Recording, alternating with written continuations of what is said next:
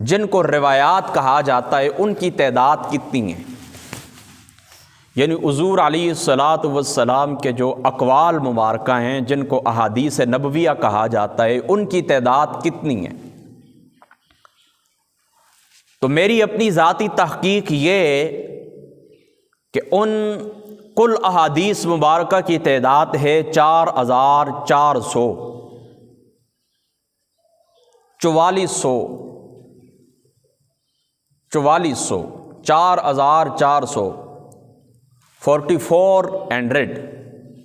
یہ نبی پاک صلی اللہ تعالیٰ علیہ وآلہ وسلم کے اقوال مبارک ہیں، احادیث مبارکہ ہیں۔ ان میں سے بعض وہ ہیں کہ جو اللہ تعالیٰ کے دین اور دین کے جو مشمولات ہیں، یعنی اخلاق کے متعلق، طہارت کے متعلق، اسی طریقے سے عبادات کے متعلق، کھانے پینے کے متعلق، حرام حلال کے متعلق، اس متعلق ہیں جو دین کے مشمولات ہیں، اور کچھ اس سے زائد احکام ہیں حضور علیہ الصلاۃ والسلام کی جو ذات مقدس ہے، یعنی دین سے ہٹ کر دنیاوی معاملات کے اندر بھی آقا علیہ الصلاۃ والسلام کے فرامین موجود ہیں، آپ کا اسوہ حسنہ موجود ہے۔ تو اس کے متعلق ہم یہی کہتے ہیں کہ جو چیز دین کے دائرے کے اندر آتی ہے تو اس کے اوپر تو ہر صورت آپ نے عمل کرنا ہی کرنا ہے، اور جو چیز دین کے دائرے سے باہر ہے آقا علیہ الصلاۃ والسلام کی ذات مقدسہ نے اس کو تبعاً فرمایا،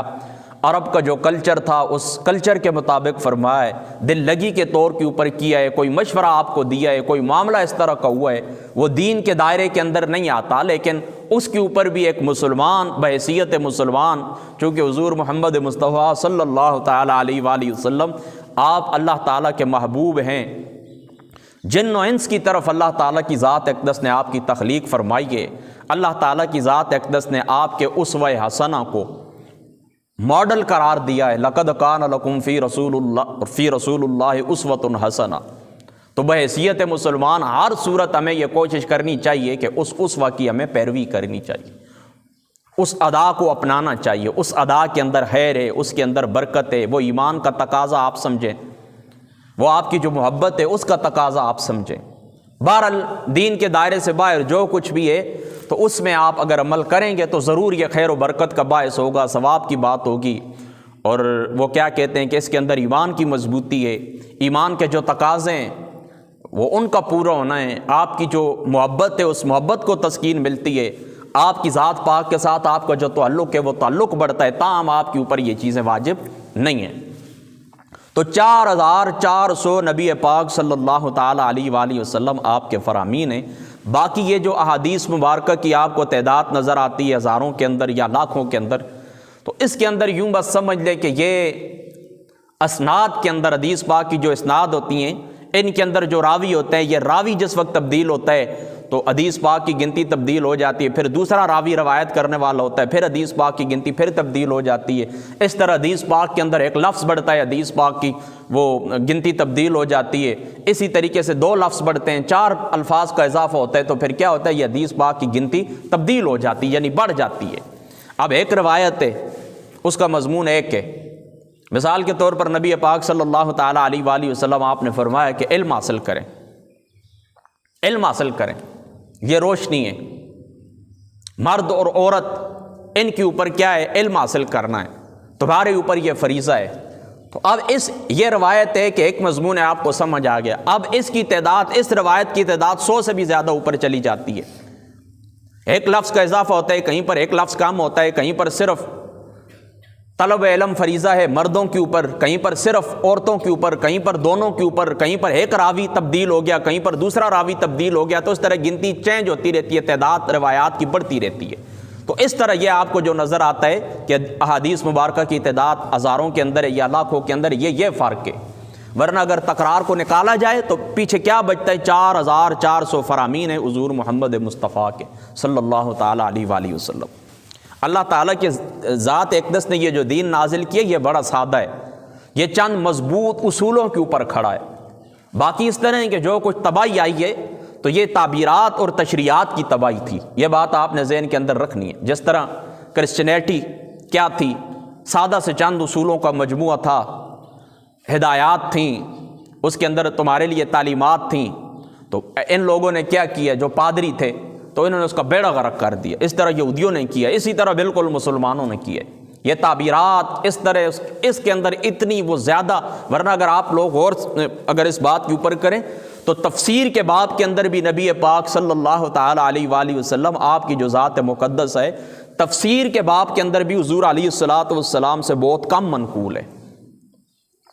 اور قرآن پاک کے اندر بھی آپ اگر غور کریں تو چند سوالات ہیں جن کی تعداد 20 سے کم ہے، بعض علماء نے 13 کہا ہے کہ ٹوٹل 13 سوالات ہیں قرآن کے اندر جو ہیں تو وہ منقول ہیں، قرآن کے اندر آئے ہوئے ہیں۔ یسألونک عن الشہر الحرام، یسألونک ماذا ينفقون، یسألونک عن الأہلہ،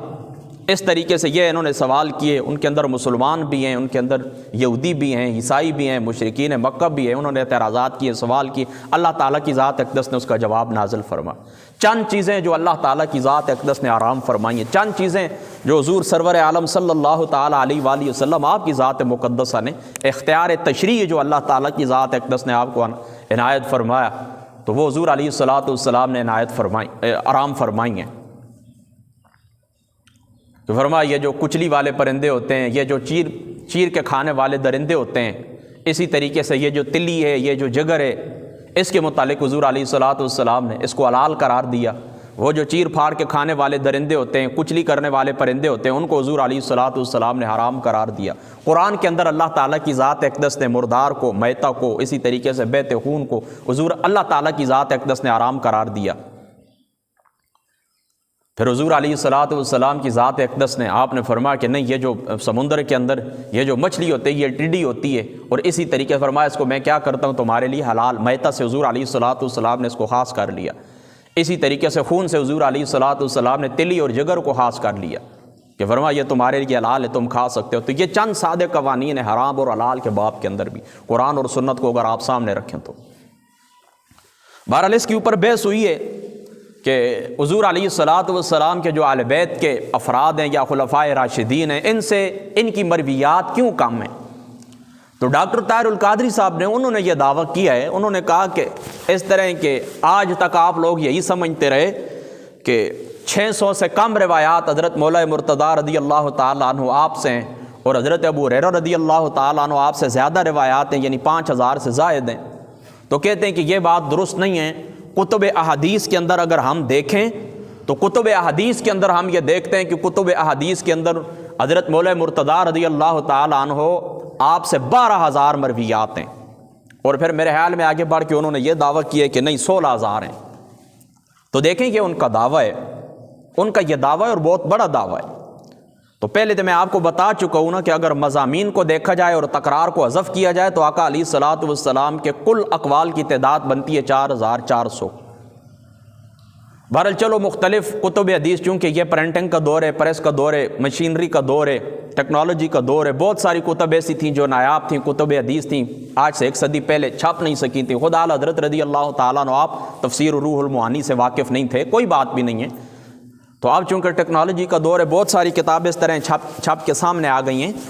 تو اگر اس طرح کے ان کا کام سامنے آئے تو ہم دیکھیں گے، ہم اس کا مطالعہ کریں گے، اس کے اوپر غور کریں گے، کہ پھر اس کے بعد ہی دیکھیں۔ اہل علم اس طرح تو نہیں کرتے نا کہ ایک بات ہوئی ہے تو پیچھے پڑ جائیں کہ یہ کس طرح ہو سکتا ہے۔ کوئی شخص ہے اس نے دعویٰ کیا ہے تو وہ اس طرح کرتا ہے، اپنے دعوے کے اوپر دلیل پیش کرتا ہے، پھر اس کے بعد بات ہوتی ہے۔ تو بات اس طرح، وہ جو 16000 مرویات ہیں یا 12000، وہ مسند علی کے نام سے وہ کہتے ہیں میں کام کر رہا ہوں، یہ تقریباً سن 2012 اور 13 کی بات ہے۔ تو اس وقت انہوں نے فرمایا تھا، ابھی تک تو میری نظر سے کم از کم یہ بات نہیں گزری ہے، اگر ان کا یہ کام آتا ہے تو ہم ان کو ایک علمی انداز کے اندر ہم دیکھیں گے کہ کس طرح 16000 مرویات جو ہیں تو وہ حضرت مولا مرتضیٰ شیر خدا رضی اللہ تعالیٰ عنہ آپ کی ذات پاک سے۔ اب آپ اس بات کو سمجھ گئے نا، تو یہ اس کے اوپر وہ دلیل پیش کریں گے کہ دیکھیں جی یہ 16000 روایات میں لے کے آئے ہوں۔ دوسری بات میں آپ کو یہ بتا دوں آگے بڑھنے سے پہلے کہ طاہر القادری صاحب کی ایک کتاب ہے امام اعظم ابو حنیفہ امام الائمہ فی الحدیث، امام الائمہ فی الحدیث، اور وہ حضرت امام اعظم ابو حنیفہ رضی اللہ تعالیٰ عنہ آپ کے اوپر جو اعتراضات کیے جاتے ہیں، غیر مقلدین بالخصوص جو زبان کھولتے ہیں، تو اس لحاظ سے وہ بڑی اچھی کتاب ہے۔ اور بہت بے مثال کتاب ہے، اور میں کہتا ہوں کہ یادگار کام ہے طاہر القادری صاحب کا۔ امام اعظم ابو حنیفہ رضی اللہ تعالیٰ عنہ آپ کے اوپر آپ کا یادگار کام ہے۔ تو اس میں اس طرح ہوا تھا کہ آپ کی غالباً یہ پہلی دفعہ یہ کتاب چھپی تھی سن 2007 کے اندر۔ میں نے جس وقت اس کا مطالعہ کیا تھا سن 2012 یا 13 کے اندر میں نے مطالعہ کیا تھا، اور ابھی وہی کتاب 3 جلدوں کے اندر آ گئی ہے۔ یعنی پہلے 1 جلد کے اندر تھی، اب وہ کتاب یعنی امام الائمہ فی الحدیث امام اعظم ابو حنیفہ یہ اب 3 جلدوں کے اندر میرے پاس اس کے ابھی بھی یہ جو 3 جلدوں کے اندر آئی اس کے 2 سیٹ پڑے ہوئے ہیں، اور میں نے ان کا دوبارہ بھی مطالعہ کیا ہے۔ میں آپ کو ایک بات بتاتا ہوں بڑی اہم، آپ نے توجہ کرنی ہے کہ پہلی جلد کے اندر طاہر القادری صاحب نے اس طرح کیا کہ حضور علیہ الصلوۃ والسلام کے جو صحابہ ہیں تو مرویات کے لحاظ سے آپ کے انہوں نے درجات قائم کیے ہیں۔ طاہر القادری صاحب نے مرویات کے لحاظ سے کثیر الروایہ صحابہ کرام، اسی طریقے سے قلیل الروایہ صحابہ پاک، اسی طریقے سے اقل الروایہ صحابہ پاک، یعنی کثیر کون ہیں یعنی بہت زیادہ جن سے مروی ہیں، اور اسی طریقے سے اوسط درجے کے اندر جو آج آتے ہیں، یعنی ایک ہے نا کثیر الروایہ تو، اور ایک ہے کہ وسط الروایہ، یعنی ان کی جو مرویات ہیں وہ درمیان کے اندر ہے، بہت زیادہ کثیر بھی نہیں ہے اور قلیل بھی نہیں ہے، اوسط درمیانے درجے کے اندر آ جاتے ہیں۔ پھر قلیل الروایہ جن کی مرویات کم ہیں، اور اقل الروایہ جن کی مرویات بہت تھوڑی ہیں۔ تو وہاں پر طاہر القادری صاحب نے اس کتاب کے اندر وہاں پر جو انہوں نے تقسیم کی ہے، تو اس تقسیم کے اندر طاہر القادری صاحب نے لکھا ہے یعنی کثیر الروایہ جو صحابہ پاک ہیں، کثیر الروایات جو صحابہ پاک ہیں، ان میں حضرت ابو ہریرہ رضی اللہ تعالیٰ عنہ آپ کو لکھا ہے کہ 530376 روایات ہیں طاہر القادری صاحب کے مطابق حضرت ابو ہریرہ رضی اللہ تعالیٰ عنہ سے۔ تو یہ تو ان کس کیٹیگری کے اندر انہوں نے رکھا ہے ان کو؟ کثیر الروایہ صحابہ پاک کے اندر، یعنی یہ وہ لوگ ہیں کہ جن سے بہت زیادہ، ان میں حضرت ام المؤمنین سیدتنا عائشہ صدیقہ رضی اللہ تعالیٰ عنہ آپ بھی ہیں۔ پھر نچلے درجے کے اندر آ کر انہوں نے اس طرح کیا کہ قلیل الروایہ صحابہ پاک کی کیٹیگری کے اندر انہوں نے لکھا ہے حضرت مولا مرتضیٰ رضی اللہ تعالیٰ عنہ آپ کو، اور ان کی مرویات کی تعداد حضرت علی رضی اللہ تعالیٰ عنہ آپ کی مرویات کی تعداد انہوں نے لکھی ہے 536، اگر میں بھول نہیں رہا ہوں تو 536۔ تو خود انہوں نے پہلے اس بات کو تسلیم کیا ہے کہ زیادہ جو مرویات ہیں وہ کس سے ہیں؟ حضرت سیدنا ابو ہریرہ رضی اللہ تعالیٰ عنہ سے ہیں، اور حضور کے جو چچا زاد بھائی بھی ہیں حضور کے، حضور صلی اللہ تعالیٰ علیہ وآلہ وسلم آپ کے داماد حضرت مولا مشکل کشا شیر خدا رضی اللہ تعالیٰ عنہ آپ سے روایات تھوڑی ہیں۔ اور میں پہلے بھی آپ کو بتا چکا ہوں کہ یہ کوئی تان والی بات نہیں ہے مرویات کا کام ہونا، مرویات کا کام ہونا یہ علم کی کمی کے اوپر دلیل نہیں ہوتی، یہ شرائط کی بات ہوتی ہے۔ محدثین نے شرائط رکھی حدیث قبول کرنے کی، تو مرویات کی تعداد بعض شخص کے پاس بہت زیادہ بھی ہو سکتی ہیں، لیکن شرائط کی وجہ سے اس کی آگے جو مرویات لوگوں تک پہنچی ہے وہ کم ہے۔ بعض لوگ کسی وجہ سے بیان نہیں کر سکے، بعض لوگ ادب کی وجہ سے وہ خاموش رہے ہیں کہ ہم سے بڑے موجود ہیں، یعنی ان کے پاس بھی ایک کثیر ذخیرہ موجود تھا لیکن وہ بولے نہیں ہیں، ان کے شاگردوں کی تعداد تھوڑی ہے۔ تو یہ دیگر اسباب بھی ہیں، وہ تو چونکہ ہمارا موضوع نہیں ہے کہ جو جن محدثین سے کم روایات آئی ہیں صحابہ پاک سے، بالخصوص خلفائے راشدین کے، اس کی دیگر وجوہات ہیں۔ ہر شخص جانتا ہے کہ خلفائے راشدین کا جو زمانہ تھا وہ زمانہ کیسا زمانہ تھا، ان کی کس طرح کی مصروفیات تھی، ان کے کس طرح کے معاملات تھے، وہ کیا کرتے تھے، ان کی ذمہ داری کے اوپر کیا تھا،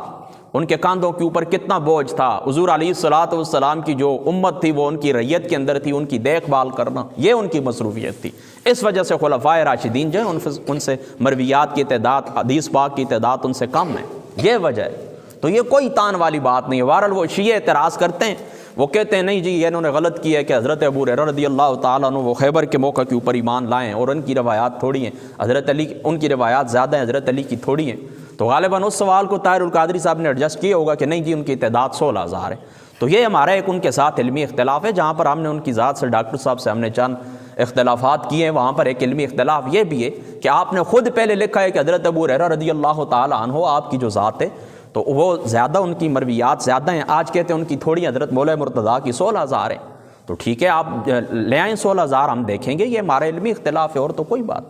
حضرت ابو طالب صاحب کے ایمان کے متعلق بھی غالباً 2-4 جو پہلے میں نے کہا تھا کہ حضرت ختیجہ کی شان کے اوپر آپ نے جو کتاب لکھی ہے وہاں پر انہوں نے لکھا ہے کہ حضرت ابو طالب ایمان نہیں لائے تھے، وہاں پر انہوں نے لکھا ہے، حضرت ختیجہ، ان کی کتاب ہے سیرت ختیجہ رضی اللہ تعالیٰ عنہ، یہ ان کی کتاب ہے، یا سیدہ ختیجہ اس کتاب کا نام ہے، وہ آپ بے شک پڑھ لیں۔ اس کے اندر انہوں نے لکھا ہے، کسی زمانے کے اندر میں نے اپنے ٹویٹر کے اوپر اس کے سکرین شاٹ بھی لگائے تھے۔ بہرحال وہ کہتے ہیں کہ ابو طالب صاحب ایمان نہیں لائے، اب کہتے ہیں لے آئیں، تو کوئی بات بھی نہیں ہے کہ انسان اس کی تحقیق ابتدا کے اندر کچھ اور ہوتی ہے، آگے جا کے اس کا مطالعہ وسیع ہوتا ہے، دلائل اس کو مل جاتے ہیں، کچھ قرائن اس کو ملتے ہیں، وہ اپنا رجحان تبدیل کر لیتا ہے۔ صرف اہل علم کی یہ شان ہے کہ وہ اس طرح کریں کم از کم، کہ ایک چیز ہے پہلے آپ کا نظریہ کچھ اور تھا، آپ تبدیل ہو گیا تو بیان کر دیں کہ میرے مطالعے کی کمی تھی یا مجھ سے یہ چیز اوجھل رہ گئی تھی میری نظر۔ دیکھیں بہت سارے ایسے امور ہیں، میں آپ کو بتاؤں کہ اس زمانے کے اندر اللہ تعالیٰ کی ذات اقدس نے علماء کے ہاتھوں وہ سر انجام دیے گئے، ورنہ کیا ہوا تھا کہ پچھلے جو محدثین تھے، علماء تھے، ان سے وہ چیزیں ہو جلیں، یہ تمہارا حصہ تھا،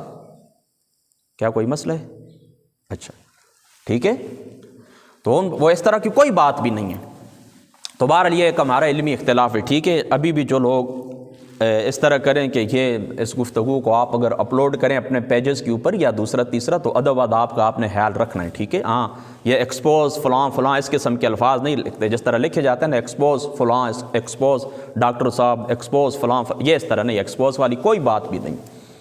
ہمارے وہ قائد ہیں، ہمارے وہ رہنما ہیں، ایک اچھے انسان ہیں، ایک بہترین عالم دین ہے، محقق ہیں، مفسر ہیں، محدث ہیں، بہت کام ہے، بڑی علمی خدمات ہیں، ہم نے ان کی کتابوں سے فائدہ اٹھایا، خود کسی زمانے کے اندر 100 سے زائد کتب میں نے ان کی پڑھی ہیں، ان کے علمی کام سے ہم نے فائدہ اٹھایا ہے، ان کی گفتگو ہم نے سنی ہے۔ اور اسی طریقے سے حضور علیہ الصلوۃ والسلام کی آل پاک کے متعلق اہل سنت کے اندر جو خارجیت ناسبیت آ گئی تھی، اس کے متعلق آپ نے بڑا کام کیا ہے، تو یہ آپ کی بڑی خدمات ہیں، تو ان چیزوں کو آپ نے مد نظر رکھنا ہے، ٹھیک ہے۔ ہاں کوئی شخص کسی سے اگر آپ کا کوئی علمی اختلاف ہے، میں کہتا ہوں کہ کوئی شخص جس کو ہم رت ہندو کہتے ہیں، تو ہم ان کو اسلام کا اور مسلمانوں کا سخت دشمن سمجھتے ہیں، ان کے بارے میں متعلق غیر مسلموں کے متعلق بھی بات آئے گی۔ اس وقت اگر آپ مجھ سے پوچھیں کہ اسلام کا یا مسلمانوں کا سب سے بڑا دشمن کون ہے، تو میری نگاہ کے اندر نریندر مودی ہے، لیکن اس کے متعلق بھی جس وقت بات کرنی پڑے گی تو علم کے ساتھ، علم کی روشنی کے اندر کریں گے، عقل کی روشنی کے اندر کریں گے، تدبر کی روشنی کے اندر کریں گے، تدبر کریں گے، ان کی دلیل سے بات کریں گے۔ اس طرح ہم نہیں کریں گے کہ کسی کو برا بھلا کہنا اور خود گناہوں کے اندر مبتلا رہنا، اللہ کی ساری رات دن نافرمانیاں کرنا، اور جس وقت کوئی مصیبت کوئی پریشانی آئے، حالات آگے نہ بڑھیں تو ہم کہیں کہ فلاں نے سازش کی ہے، ہندوستان کی سازش ہے، امریکہ کی سازش ہے، برطانیہ کی سازش ہے۔ نہیں، اپنے قصور اپنے اوپر ہی رکھنے ہیں۔ کسی کے پاس اتنا وقت نہیں ہے کہ ہم جو گرے ہوئے لوگ ہیں پوری دنیا کے اندر، ذلت ہمارا مقدر ہے، پریشانیاں ہر طرف سے، تو ہماری لیے کوئی اس طرح کوئی بیٹھ کے ہمارے خلاف سازش کرتے رہے، نہیں، وہ اپنے کام سے کام رکھنے والی اقوام ہے۔ تو بات کرنے کا مقصد یہ ہے کہ ادب آداب کا آپ نے خیال رکھنا ہے، ہم نے بھی ہمیشہ رکھا ہے، اختلاف ہم نے بھی کیا۔ خود طاہر القادری صاحب کی چند دن پہلے مجھے کسی نے تقریر سنائی ہے، ان کے اندر وہ خود کہہ رہے کہ اعلیٰ حضرت نے اتنے مقامات کے اوپر اکابرین سے اختلاف کیا فتاوی رضویہ شریف کے اندر، تو یہ تو بے ادبی کا تو سوال ہی، گستاخی کا تو سوال ہی پیدا نہیں ہوتا۔ تو ہمارے جو معاملات ہیں علمی ہیں، ابھی بھی میں آپ کو بتاؤں لیٹسٹ، ابھی میں آپ کو ان کی بات بتاؤں کہ حضور علیہ الصلوۃ والسلام کی ذات پاک کی جس طرح شان انہوں نے بیان کی ہے، میں کہتا ہوں یہ انہی کا ہی خاصہ تھا، طاہر القادری صاحب کا۔ ابھی ایک گفتگو میں نے سنی ہے چند دن پہلے، 3 یا 4 دن، ویسے ہی بس لیٹا ہوا تھا، میں نے کہا کہ چلو یہ حضور کی شان کے متعلق وہ سامنے آئی گفتگو میں نے سنی ہے، ورفعنا لک ذکرک کے اوپر، خدا کی قسم اٹھاتا ہوں چھکے چھوڑاتی ہے، حضور کی وہ عظمت اور وہ مقام انہوں نے بیان کیا کہ وہ آنسو تھمنے کا نام ہی نہیں لیتے۔ تو بس یہ میں بات آپ سے کرنا چاہتا ہوں کہ کسی شخص کے ساتھ آپ اختلاف کریں، یہ ہمارا ان سے ایک علمی اختلاف ہے، تو اگر بات ان تک پہنچے، ان کے چاہنے والوں تک پہنچے، تو کچھ عرض کرنا چاہیں تو ضرور عرض کریں، ہم آپ کا انتظار کریں گے۔ دوسری بات، چند دن پہلے میں نے یہ کہی تھی کہ اسلام کو جو بہت زیادہ نقصان پہنچا ہے تو وہ جہاد کی غلط تعبیر کی وجہ سے پہنچا ہے۔ جہاد کا ایک نظریہ پیش کیا گیا ہے، ایک تعبیر پیش کی گئی ہے، اس کا غلط معنی لوگوں کو بتایا گیا ہے، غلط مفہوم لوگوں کو بتایا گیا ہے، تو اس کا نتیجہ کیا نکلا ہے کہ اسلام کے ساتھ دہشت گردی کا لیبل لگ گیا ہے، اسلام کے ساتھ دہشت گردی کو نفی کر دیا گیا ہے۔ تو اس کے متعلق میں نے یہ گفتگو کی تھی، طویل گفتگو ہے، وہ آپ لوگوں نے سنی ہوگی۔ اس کے متعلق میں نے یہ گفتگو کی تھی کہ جہاد وہ کہ جو کفار کے خلاف ہے، وہ انبیاء بلکہ رسل کے ساتھ، یعنی حضور علیہ الصلوۃ والسلام کی جو ذات ہے، یا اللہ تعالیٰ کے جو رسول ہوتے ہیں جن کو اللہ تعالیٰ بھیجتا ہے، اتمام حجت کرتا ہے اقوام کے اوپر، مختلف ملتوں کے اوپر، جس وقت اتمام حجت ہو جاتا ہے تو اس کے بعد پھر اللہ تعالیٰ اس طرح کرتے ہیں، اگر وہ بات مان لیتے ہیں تو ان کو نجات مل جاتی ہے، اگر وہ بات نہیں مانتے تو ان کے اوپر اللہ تعالیٰ کا عذاب آ جاتا ہے۔ سورہ قمر شریف کو آپ اٹھا کے دیکھ لیں کہ مختلف انبیاء کی جو اقوام تھی ان کے اوپر اللہ تعالیٰ کی ذات اقدس نے کس طرح عذاب نازل فرمایا۔ تو بالکل اسی طرح حضور محمد مصطفیٰ صلی اللہ تعالیٰ علیہ وآلہ وسلم، آپ اللہ تعالیٰ کے رسول ہیں، آپ دنیا کے اندر تشریف لائے ہیں۔ تو جس قوم کے اندر آپ تشریف لائیں، عرب کے اندر آپ تشریف لائیں، تو ان کے اوپر اتمام حجت کیا ہے اللہ تعالیٰ کی ذات اقدس نے۔ پھر جن لوگوں نے بات نہیں مانی ہے تو تلوار کے ساتھ اللہ تعالیٰ نے ان کو حکم دیا ہے، بس ان کو ختم کر دیا کہ تو یہ چیز یعنی کفار کے خلاف جو جہاد ہے تو وہ رسول پاک صلی اللہ تعالیٰ علیہ وآلہ وسلم آپ کی ذات شریفہ کے ساتھ ہی خاص ہے۔ اتمام حجت کے بعد میں کوئی سول آدمی، کوئی حکمران، کوئی عالم، کوئی مفتی یہ نہیں کر سکتا کہ فلاں شخص یا فلاں ملک غیر مسلم ہے۔ مثال کے طور پر امریکہ کو لے لیں، برطانیہ کو لے لیں، ہندوستان کو لے لیں، ہم کہیں کہ یہ غیر مسلم ہے لہذا ان کے اوپر تلوار چڑھ کے ہم چلے جائیں، نہیں، بالکل اس کی اجازت نہیں ہے۔ یہ صرف اور صرف حضور علیہ الصلوۃ والسلام کی ذات مقدسہ یا اللہ تعالیٰ کے جو دیگر رسول ہیں جن کو اللہ تعالیٰ قوموں کے اوپر اتمام حجت کے لیے بھیجتا ہے وہ کرتے ہیں تو ان کے ساتھ خاص ہے، تو یہ تو نہیں ہو سکتا۔ دوسرا میں نے یہ کہا تھا کہ ایک جہاد ہوتا ہے ظلم کے خلاف، یعنی اللہ تعالیٰ قرآن پاک کے اندر کس طرح فرماتا ہے اذن للذین یقاتلون بانہم ظلموا، اب ان کو اجازت دی گئی ہے کہ ان کے خلاف جہاد کریں، کیوں کہ بوجہ ظلم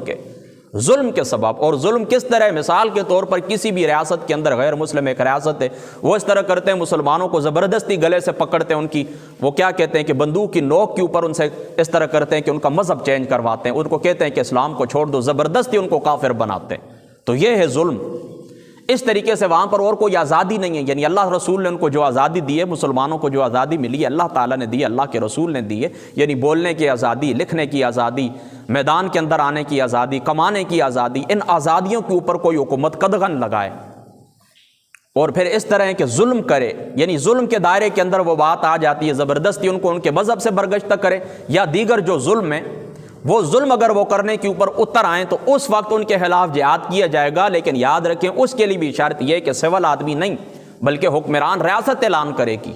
اور پھر اس کے اندر کیا ہے کہ وہ جو تمہاری جتنی طاقت ہونی چاہیے جو اللہ تعالیٰ نے قرآن کے اندر بیان فرمائی ہے، یعنی تمہارے عددی اعتبار سے جو طاقت تمہاری جو قوت ہونی چاہیے، عددی اعتبار سے کتنی تعداد ہونی چاہیے، ان کی تعداد کو بھی آپ نے دیکھنا ہے، اپنی تعداد کو بھی آپ نے دیکھنا ہے۔ اور آپ کو معلوم ہے کہ اس وقت تو افراد کی جنگ ہے، یعنی اس وقت تو ٹیکنالوجی کی جنگ ہے، اس وقت تو ادھر بم بلاسٹ ہوتا ہے، ہزاروں لوگ چلے جاتے ہیں، اس طرف ہوتا ہے۔ اب تو یہ معاملات آپ نے ساری قوت اپنی دیکھنی، اس کے بعد وہ ریاست فیصلہ کرے گی، یعنی سول آدمی کا وہ کام نہیں ہے۔ تو اس کے اوپر ایک سوال اٹھتا ہے، وہ سوال یہ اٹھتا ہے کہ آپ جب یہ کہتے ہیں کہ یہ رسول پاک صلی اللہ تعالیٰ علیہ وآلہ وسلم کی ذات اقدس کے ساتھ خاص تھا، کون سا جہاد؟ جو جہاد کفاروں کے خلاف تھا، یہ حضور علیہ السلام کی ذات اقدس کے ساتھ خاص ہے۔ جب آپ اس بات کو تسلیم کرتے ہیں تو پھر حضور علیہ السلام دنیا سے چلے گئے تو خلفائے راشدین نے پھر جہاد کیوں کیا؟ یعنی رومن کے خلاف، اسی طریقے سے فارس یعنی ایران کے خلاف، پرشین امپائر، رومن امپائر یعنی روم کے خلاف، اسی طریقے سے ایران کے خلاف حضور علیہ السلام کے صحابہ نے، خلفائے راشدین نے یہ جہاد کیوں کیا؟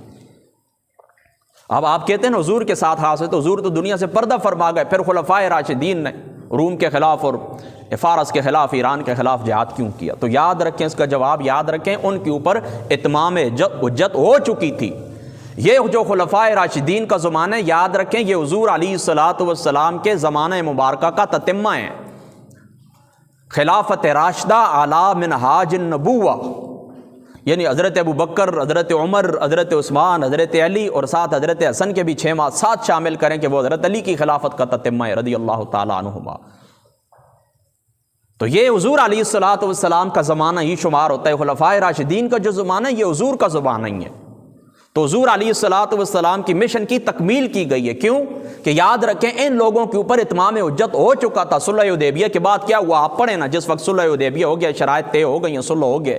اس کے بعد حالات پرامن ہو گئے ہیں، تو پھر کیا ہوا؟ حضور علیہ السلام جس وقت سارے دشمنوں کی طرف سے پرسکون ہو گئے تو حضور علیہ السلام کی ذات اقدس نے پھر ان کو خطوط لکھے، حضور نے ان کو خطوط لکھے۔ روم کے بادشاہ کو حضور نے خط لکھا ہے، اسی طریقے سے فارس ایران کے بادشاہ کو خط لکھا ہے، پھر آپ کو پتہ ہے وہ جتنے خطوط حضور علیہ الصلوۃ والسلام کے جو سفیر تھے لے کر گئے تھے کہ انہوں نے کیا رسپانس دیا، یہ بھی ایک لمبی بات ہے، لیکن سادی سی بات یاد رکھیں کہ یہ جو ایران کا حکمران تھا اس نے کیا کیا تھا، حضور علیہ الصلوۃ والسلام کو وہ نامہ مبارک جو خط مبارک تھا اس کو ٹکڑے ٹکڑے کر دیا تھا۔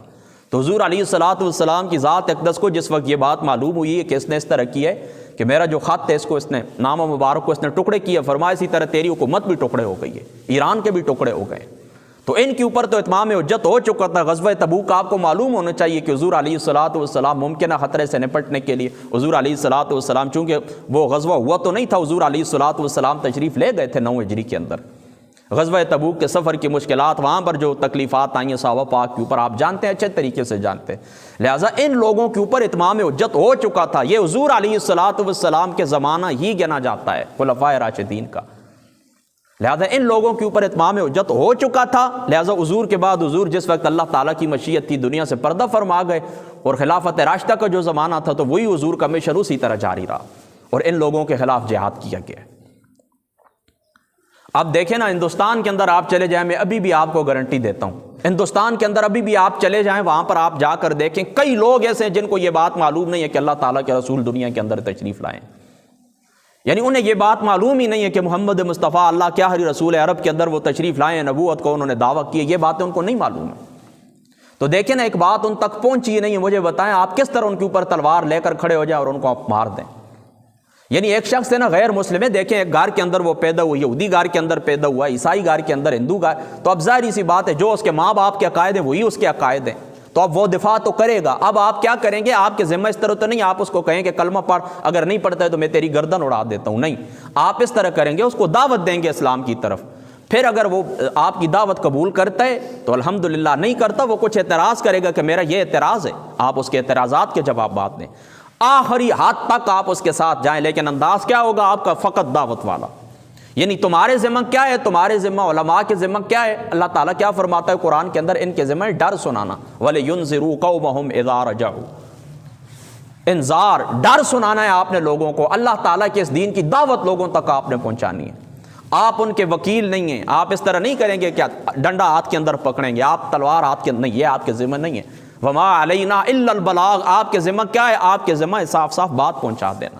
یہ اللہ تعالیٰ کا پیغام ہے۔ اگر کوئی اعتراض ہے اس شخص کا آپ اعتراض دور کریں۔ تو اب اتمام حجت اس طرح ہوتا ہے کہ اس طرح پورا چاروں طرف سے دیکھیں نا، اللہ تعالیٰ کے جو رسول ہے وہ دنیا کے اندر آتے ہیں نا جس وقت نا، تو آپ کو یہ بات معلوم ہے، ان کو نشانیاں دکھائی جاتی ہیں، قرآن ان کے سامنے اترتا ہے، ان کے اعتراضات کے جوابات دیے جاتے ہیں، قرآن اترتا ہے، ان کے اوپر اتمام حجت کیا جاتا ہے۔ وہ نشانیاں کہتے ہیں آپ اللہ کے رسول ہیں تو آپ نشانیاں دکھائیں، تو نشانیاں دکھائی جاتی ہیں۔ حضور علیہ الصلوۃ والسلام نے چاند کے 2 ٹکڑے کیے ہیں، پھر بھی جن لوگوں نے نہیں ماننا تھا نہیں مانا، حضور نے اشارہ کیا چاند کے، حضور علیہ الصلوۃ والسلام نے 2 ٹکڑے کیے، نہیں، ان جن لوگوں نے نہیں تسلیم کرنا تھا نہیں کیا۔ نشانیاں اللہ تعالیٰ نے دکھائیں، حضور علیہ الصلوۃ والسلام کی انگلیوں سے اللہ تعالیٰ نے پانی کے چشمے جاری کیے، حضور علیہ الصلوۃ والسلام کے ایک اشارے سے اللہ تعالیٰ کی ذات اقدس نے سورج کو واپس پلٹایا ہے۔ معراج اللہ تعالیٰ نے حضور علیہ الصلوۃ والسلام کی ذات اقدس کو، یہ بھی معجزہ ہے، قرآن جیسا معجزہ، قرآن کی ہر آیت معجزہ ہے۔ تو یہ دیکھیں نا ان کے اوپر اتمام حجت تھا۔ اب بتائیں کہ آپ کس طرح کر سکتے ہیں لوگوں کے اوپر اتمام حجت؟ لہذا جب آپ اتمام حجت نہیں کر سکتے، ان کی ہر طرح ان کو نشانیاں نہیں دکھا سکتے، تو آپ کے ذمہ کیا رہ گیا؟ آپ کے ذمہ دعوت پہنچانا۔ تو دعوت کا یاد رکھیں بہت ہی وسیع میدان ہے، بہت ہی وسیع میدان ہے۔ میں افسوس کے ساتھ آپ کو یہ بات کہتا ہوں، افسوس کے ساتھ، انتہائی افسوس کے ساتھ، کہ ہم لوگوں نے اس طرح کیا کہ ہماری جو تقریریں تھیں، ہماری جو تحریریں تھیں، ان کا رنگ کیا تھا؟ مناظرانہ رنگ تھا، لڑائی والا رنگ تھا، جھگڑے والا مناظرانہ رنگ تھا، بس اپنی بات کو ثابت کرنے، دوسرے کسی شخص کی بات کو سننا ہی نہیں ہے۔ اور دعوت کا جو کام تھا وہ ہم لوگوں نے خود چھوڑا، بس ہم لوگوں نے کیا کیا؟ محراب اور ممبر کو اپنی ذاتی جاگیر سمجھائے، اور اس کے ہم نے وہ زہر اگلائے کہ میں آپ کو کیا بتاؤں کتنا نقصان ہوا ہے۔ صرف ہم زہر اگلتے رہے، اگر ہم لوگوں کو صحیح ٹھیک طریقے سے اللہ تعالیٰ کی طرف بلاتے، ٹھیک طریقے سے اللہ رسول کی طرف بلاتے، تو ظاہری سی بات ہے یہ جو دین اللہ تعالیٰ کی ذات اقدس نے آپ کو عطا فرمایا نا، یاد رکھیں یہ کوئی بیرونی فورس نہیں ہے، یہ آپ کے اندر اللہ تعالیٰ نے رکھ کے بھیجا ہے۔ اس دین کا اجمالی تعارف اللہ تعالیٰ کی ذات اقدس نے، یہ دین بصورت اجمال اللہ تعالیٰ نے آپ کی فطرت کے اندر رکھا ہے، آپ کی فطرت کے اندر یہ دین موجود ہے، تب اللہ تعالیٰ نے آپ کو بھیجا اس دنیا کے اندر۔ یہ آپ کی اندرونی پکار ہے، بیرونی کوئی فورس نہیں ہے. تو جب اندرونی پکار ہے، بیرونی کوئی فورس نہیں ہے، تو مجھے بتائیں کسی کے اوپر زبردستی کس طرح کی جا سکتی؟ لا اکراہ فی الدین، اللہ تعالیٰ قرآن کے اندر فرماتا ہے دین کے اندر کوئی سختی بھی نہیں. تو اس ساری گفتگو کا خلاصہ کیا ہے؟ وہ جو ایک اعتراض تھا اس کا جواب میں نے دے دیا ہے. نماز دو جی اچھا، اس اعتراض کا میں نے جواب دے دیا. یہ بات آپ نے یاد رکھنی ہے بحیثیت مسلمان، جتنا آپ سے ہو سکتا ہے جو کچھ آپ کو معلوم ہے. ایک چیز آپ کو پتہ چل گیا نا کہ یہ دین ہے، تو جتنا آپ کو پتہ چل گیا، مثال کے طور پر دیکھیں آپ کو یہ بات پتہ چل چکی ہے کہ 5 نمازیں اللہ تعالیٰ کی ذات اقدس نے فرض کی ہیں، تو بس اس کی دعوت آپ لوگوں کو دیں. ہر شخص کو بتائیں کہ 5 نمازیں اللہ تعالیٰ نے تیرے اوپر فرض کی. اپنی بیوی کو بتائیں، بچوں کو بتائیں. میں ایک بات اور بھی آپ سے کرتا ہوں، یہ اچانک ذہن کے اندر آ گئی ہے. یہ چھوٹی چھوٹی باتیں نا ہم اس طرح کرتے ہیں نا، دوسروں کے لیے بڑے وہ کیا کہتے ہیں، جارحانہ ہو جاتے ہیں اور کہتے ہیں تجھے یہ بھی نہیں پتہ، تجھے یہ بھی نہیں پتہ، تجھے یہ بھی نہیں پتہ. بات اس طرح کوئی بتائے تو پتہ چلے نا. مسجد کے اندر آپ آئیں، استاد سے بھی آپ نہ پوچھیں، نہ استاد آپ کو بتائے. سکول کے اندر جائیں، نہ ٹیچر آپ کو بتائے. والدین کے پاس بیٹھے، نہ والدین بتائیں. والدین کہیں بس بیٹا دنیا کا مشن کیا ہے، بس کماتا رہے، جتنی زیادہ تیری معیشت مضبوط ہوگی ہم تم سے خوش ہیں. اور استاد آپ کو یہ کہے کہ بس جو کچھ 1500 چندہ دینا ہے مسجد کے اندر دے دیں، باقی میرا آپ کے ساتھ. نہ مسجد کے اندر درس قرآن ہو، نہ درس حدیث ہو، نہ گھر کے اندر. تو مجھے بتائیں بچوں کو آپ کیا سکھائیں گے؟ میں ایک مولوی ہوں نا، بات سنیں میری غور سے، توجہ سے سنیں. 7 8 سال 9 سال مجھے فتویٰ لکھتے ہوئے بھی ہو چکے ہیں. میں اللہ تعالیٰ کو سامنے رکھ کے کہتا ہوں آپ کو کہ کل راستے کے اندر ہم تھے، میں نے اپنی گھر والی سے پوچھا، میرے گھر والی میرے ساتھ تھی. میں نے کہا آپ کو پتہ ہے کہ خاتم النبیین کس کو کہتے ہیں؟ کہتی ہے نہیں پتہ. پھر میں نے کہا آپ کو پتہ ہے صحابہ کون ہوتے ہیں؟ کہتی ہے یہ بھی نہیں پتہ. پھر میں نے بتایا آپ کو یہ معلوم ہے کہ اہل بیت مصطفیٰ کن کو کہا جاتا ہے؟ کہتی یہ بھی نہیں پتہ. تو اب راستے کے اندر ہی میں نے اس طرح کی سب کی تعریفات. میں نے کہا رسول اس کو کہتے ہیں، نبی کے اندر اور رسول کے اندر یہ فرق ہوتا ہے. حضور کے ساتھی جو ہوتے ہیں ایمان لاتے ہیں حضور کی، ان کو صحابہ کہا جاتا ہے. حضور کے جو آل پاک کے گھر والے ہیں ان کو اہل بیت مصطفیٰ کہا جاتا ہے. ختم نبوت کا معنی یہ کہ اب قیامت تک حضور کے بعد کوئی رسول نہیں آئے گا، کوئی نبی نہیں آئے گا. اس طرح تقریباً 12 13 اور تعریفات تھی. میں نے اس کو سے کہا یہ اللہ کی قسم 5 منٹ بعد فر اس نے، میں نے کہا اب بتائیں. اس نے فر مجھے بتا دیا. تو بات کرنے کا مقصد یہ ہماری کمزوری اپنی ہے. ہمارے پاس ٹائم ہونا چاہیے کہ اپنے بچوں کو آپ یہ بنیاد سکھائیں، اپنے بچوں کو یہ آپ درست کروائیں. کل مجھے بتائیں آپ کیا جواب دیں گے اللہ تعالیٰ کی بارگاہ کے اندر؟ یعنی آپ کے بچوں کو اتنا بھی نہ. پھر میں نے ٹرائی کیا اور لوگوں کے اوپر. کافی سارے لوگ اس طرح تھے جو بڑے سوٹڈ بوٹڈ خوبصورت جبے کبے انہوں نے پہنے اور سکول جاتے ہیں. کوئی 13ویں کے اندر ہے، کوئی 14ویں کے اندر ہے، کوئی BA کر رہا ہے، کوئی گریجویشن کے اندر ہے، کوئی MA کر رہا ہے. لیکن یہ بنیادیں میں نے ان سے پوچھی آپ بتائیں، مجھے کہتے ہیں قسم میں کچھ بھی نہیں پتہ. تو آپ ایمانداری سے بچائیں. پہلی یہ ذمہ داری بنتی ہے والدین کی، اور دوسری ذمہ داری بنتی ہے آپ کے محراب اور ممبر کی. تو جب دونوں طرف سے بچوں کو کچھ بھی نہیں سکھایا جائے گا مجھے بتائیں تو پھر ہم کیا کریں؟ ان لوگوں کو اس طرح کرتے ہیں ہائپر کر دیں ہم اللہ رسول کے نام کے اوپر. دیکھیں جی فلاں جگہ کے اوپر گناہ ہو رہا ہے، فلاں جگہ کے اوپر کفر ہو رہا ہے، وہ لوگ صحابہ کی گستاخی کر رہے ہیں، وہ لوگ اہل بیت کی گستاخی کر رہے ہیں، اور ان لوگوں کو ہم اس طرح کریں کہ ان کو وہ ان کا ٹیمپو بلند کر کے ہم ان کو